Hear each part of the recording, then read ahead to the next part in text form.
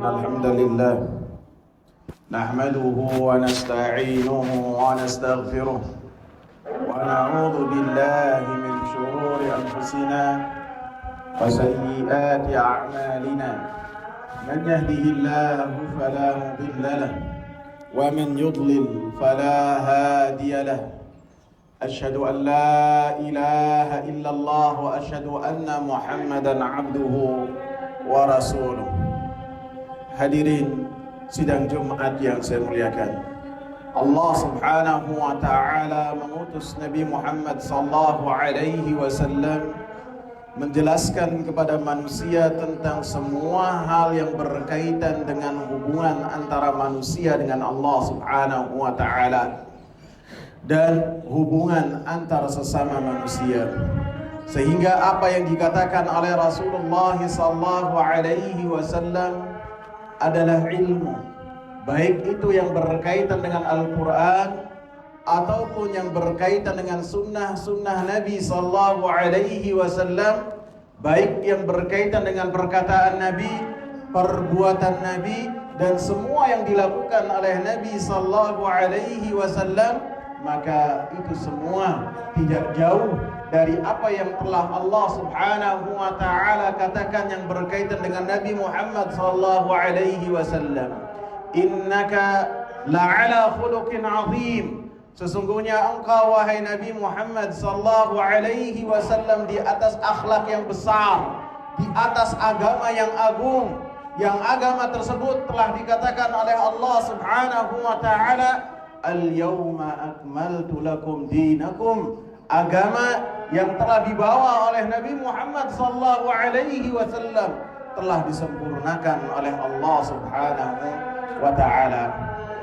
Hadirin sidang Jumat yang saya muliakan, akan tetapi sebagian dari kita tidak memahami hakikat tersebut, tidak mengetahui bahwasannya apa yang dikatakan oleh Allah dan apa yang dikatakan oleh Rasul adalah sebuah ilmu. Karena Allah Subhanahu wa taala ketika mengeluarkan manusia dari rahim ibunya dalam keadaan jahil, dalam keadaan bodoh, Allah katakan wallahu akhrajakum min butuni ummahatikum la ta'lamuna syai'a. Allah Subhanahu wa taala mengeluarkan kalian dari rahim ibu-ibu kalian dalam keadaan tidak mengetahui apa-apa. Bagaimana cara beribadah, bagaimana cara bertutur kata, tidak ada yang tahu untuk kecuali setelah diajarkan. Sehingga ketika seseorang belajar, lebih-lebih yang berkaitan dengan maqalallahu wa qala Rasul, apa yang dikatakan oleh Allah, apa yang dikatakan oleh Rasul, maka itu adalah ibadah yang sangat besar, yang dengannya Allah Subhanahu wa taala mengangkat posisi dan derajat orang-orang yang beriman di sisi Allah Subhanahu wa taala.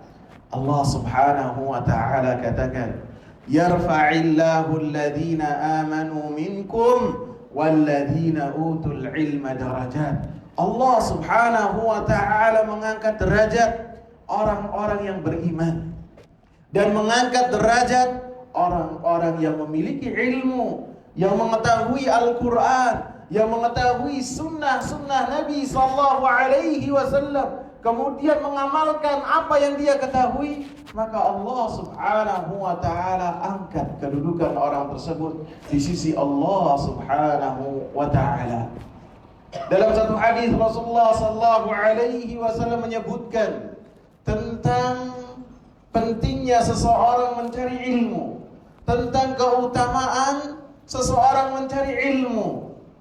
Rasulullah sallallahu alaihi wasallam katakan, man salaka tariqan yaltamisu fihi ilman sahhalallahu lahu bihi tariqan ilal jannah. Siapa yang menempuh satu perjalanan, dia menghadiri majelis-majelis ilmu, dia mengorbankan waktunya untuk menghadiri majelis ilmu, yang majelis ilmu tersebut dibahas di dalamnya Al-Quran, dibahas di dalamnya sunnah Nabi sallallahu alaihi wasallam, dibahas di dalamnya tentang Allah Subhanahu wa ta'ala, sehingga orang yang datang buahnya adalah mengagungkan Allah Subhanahu wa ta'ala. Dengannya seseorang ketika menghadiri majelis ilmu tahu cara bagaimana beribadah kepada Allah Subhanahu wa ta'ala, cara mentauhidkan Allah Subhanahu wa ta'ala, dan apa itu kesyirikan, apa itu sunnah, apa itu bid'ah. Maka itu semua didapat ketika seseorang menghadiri majelis-majelis ilmu. Yaltamisu fihi ilman. Kata Rasulullah tegaskan, ketika menghadiri majelis ilmu bukan dalam rangka mencari relasi, bukan dalam rangka ngadem di masjid, bisa jadi masjidnya ber-AC, bukan, akan tetapi berupaya untuk mengetahui ilmu yang disampaikan di majelis tersebut. Sahalallahu lahu bihi tariqan ilal jannah. Maka Allah Subhanahu wa ta'ala akan mudahkan orang-orang yang menghadiri majelis ilmu dalam rangka mengamalkan ilmu, dalam rangka mendengarkan perkataan Allah, perkataan Rasulnya, dan mempelajari apa yang di dalamnya. Maka Allah Subhanahu wa ta'ala akan mudahkan baginya dengan menghadiri majelis-majelis ilmu tersebut untuk masuk surga. Ketika seorang mendapatkan kesuksesan di dunia, kemewahan yang bisa jadi berlimpah, maka itu adalah sesuatu yang fana lagi semu, tidak akan abadi. Yang abadi ketika Allah Subhanahu wa ta'ala katakan kepada hamba-hambanya, udkhulul jannata bima kuntum ta'malun, masuklah kalian ke dalam surganya Allah Subhanahu wa ta'ala yang Allah persiapkan buat orang-orang yang bertakwa atas dasar apa yang telah mereka amalkan. Amalan yang diterima oleh Allah Subhanahu wa ta'ala tidak mungkin kita ketahui dengan perasaan kita, tidak mungkin kita ketahui dengan apa yang dikatakan oleh sebagian besar masyarakat. Tidak mungkin juga kita mengetahui mana amalan yang diterima ataukah mana amalan yang tidak diterima dengan logika kita. Yang pasti logika kita itu berbeda antara satu dengan yang lain. Maka timbangan yang paling tepat untuk menyatakan bahwasanya satu amalan diterima ataukah tidak di sisi Allah Subhanahu wa ta'ala, yaitu ketika seorang mempelajari bagaimana cara Rasulullah SAW beribadah, apa saja yang telah diperintahkan oleh Rasulullah SAW, apa saja yang dimurkai oleh Allah Subhanahu wa ta'ala. Maka itu semua tidaklah kita ketemukan kecuali di majelis ilmu. Rasul katakan, idza marartum bi riyadil jannah farta'uha. Apabila kalian melewati surga-surga yang ada di dunia, maka kalian singgahlah. Para sahabat ridwanullahi alaihim, manusia-manusia yang telah dipilih oleh Allah Subhanahu wa ta'ala untuk menemani Sayyidul Mursalin, manusia-manusia yang paling lapar akan ilmu dan kebaikan. Mereka bertanya kepada Rasulullah sallallahu alaihi wasallam, apa itu taman-taman surga yang ada di dunia? Maka Rasulullah sallallahu alaihi wasallam hilakul dzikr, majlis-majlis yang di dalamnya disebut Allah Subhanahu wa ta'ala, majlis-majlis yang di dalamnya disebutkan tentang perkara-perkara yang halal, perkara-perkara yang haram, majlis yang di dalamnya dijelaskan tentang bagaimana Allah, apa sifat-sifat Allah, apa nama-nama Allah, sehingga semua orang mengagungkan Allah Subhanahu wa ta'ala. Inilah surga di dunia. Inilah surga. Ketika telinga kita terbiasa dengan maqala Allah wa qala Rasul, perkataan Allah, perkataan Rasulnya, sehingga ketika seorang mendapatkan kebahagiaan dan menjadikan hal tersebut seperti apa yang dikatakan oleh Rasulullah sebagai surga, maka dengannya dia akan masuk surganya Allah Subhanahu wa ta'ala yang Allah Subhanahu wa ta'ala siapkan untuk hamba-hambanya yang bertakwa. Al-Imam Syekhul Islam Ibn Taimiyah rahimahullah, beliau berkata, di dunia ini ada surga. Di dunia ada surga. Siapa yang tidak masuk di surga dunia, maka dia tidak akan masuk surga yang Allah Subhanahu wa ta'ala persiapkan untuk orang-orang yang bertakwa. Surga yang ada di dunia adalah nikmatnya seseorang mengenal Allah, nikmatnya seseorang memiliki rasa takut kepada Allah, dan itu semua tidak mungkin didapat kecuali ketika seorang mengorbankan waktunya untuk menghadiri majlis-majlis ilmu dan belajar. Aqulu qawli hadza wa astaghfirullah li wa lakum wa lisairil muslimin min kulli dhanb. Alhamdulillah wassalatu wassalamu ala Rasulillah wa ala alihi wa sahbihi wa man ittaba'a bihudahu ila yaumil qiyamah. Hadirin sidang Jumat yang saya muliakan, Allah Subhanahu wa ta'ala dalam surat Taha ayat 114 memerintahkan kepada Nabi Muhammad sallallahu alaihi wasallam, wa qur rabbi zidni ilma. Wahai Nabi Muhammad, katakanlah, berdoalah kepada Allah Subhanahu wa ta'ala, wahai Rabbku, tambahkan kepadaku ilmu. Nabi Muhammad sallallahu alaihi wasallam yang setiap perkataannya adalah ilmu. Beliau diperintahkan oleh Allah Subhanahu wa ta'ala untuk meminta tambahan ilmu, menunjukkan ilmu, yaitu perkataan Allah, perkataan Rasulnya sesuai dengan pemahaman salaful ummah, adalah sesuatu yang paling berharga. Adapun yang lainnya di bawah dari hal tersebut.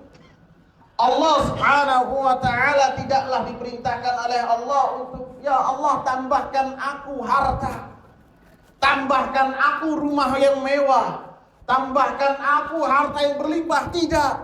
Akan tapi diperintahkan oleh Allah Subhanahu wa ta'ala untuk meminta tambahan ilmu dari Allah Subhanahu wa ta'ala, menunjukkan meminta tambahan ilmu. Dan ilmu, menghadiri majlis ilmu, menuntut ilmu, itu adalah perkara yang paling mulia di sisi Allah Subhanahu wa ta'ala.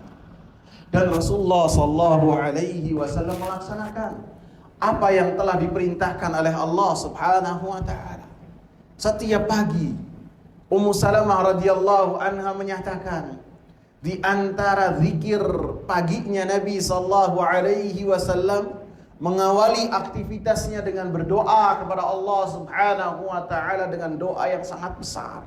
Allahumma inni as'aluka ilman nafi'an wa rizqan tayyiban wa amalan mutaqabbalan. Ya Allah, saya meminta kepadamu untuk mendapatkan ilmu yang bermanfaat. Artinya ilmu itu ada yang bermanfaat, ada yang tidak. Yang bermanfaat apabila berbuah amalan, yang diamalkan, dipraktekkan. Yang tidak bermanfaat hanya menjadi khazanah ilmu saja, berbangga-bangga dengan apa yang ia miliki dan tidak berbuah amalan. Amalan tayyiban, rizqan tayyiban. Kemudian setelahnya Nabi meminta kepada Allah rezeki yang tayyib, yang halal, dan meminta amalan yang diterima. Para ulama menjelaskan Rasulullah mendahulukan ilmu di atas rezeki dan amalan, karena seseorang seperti yang saya sebutkan di muqaddimah, seseorang mengetahui amalannya diterima itu melalui ilmu. Apabila amalannya sesuai dengan apa yang telah diperintahkan oleh Allah dan Rasulnya, maka kemungkinan diterima oleh Allah Subhanahu wa ta'ala. Apabila menyelisihi, maka amalannya termasuk apa yang dikatakan oleh Rasulullah, man amila amalan laisa alaihi amruna fahuwa rad. Maka sangat disayangkan sekali ketika sebagian besar di antara kita memiliki semangat untuk beramal dan mendekatkan diri kepada Allah Subhanahu wa ta'ala tanpa memperhatikan ilmu, tanpa memperhatikan landasan yang berkaitan dengan dalil, apakah hal tersebut diperintahkan ataukah tidak, sehingga ditakutkan termasuk amalan-amalan yang tidak diterima oleh Allah Subhanahu wa ta'ala. Dan ketika datang pada hari kiamat, amalannya sebagai atau seperti debu yang berterbangan, tidak diterima oleh Allah Subhanahu wa ta'ala. Na'udzubillahi min dzalik. Semoga bermanfaat. Allahumma salli ala Muhammad wa ala ali Muhammad kama sallaita ala Ibrahim wa ala ali Ibrahim innaka Hamidun Majid. Allahumma a'inna ala dzikrika wa syukrika wa husni ibadatik. Allahumma rabbana atina fid dunya hasanah wa fil akhirati hasanah wa qina adzabannar.